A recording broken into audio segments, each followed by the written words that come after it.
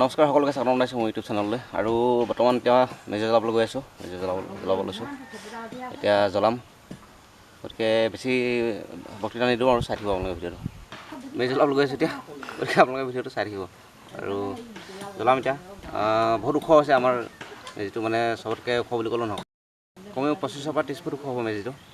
আৰু যথেষ্ট ওখ হয়তো এনেকুৱা ইমান ওখ অসমৰ হয়তো কোনেও বনোৱা নাই চাগে কাৰণ সম্পূৰ্ণ এডাল বাঁহ দিছোঁ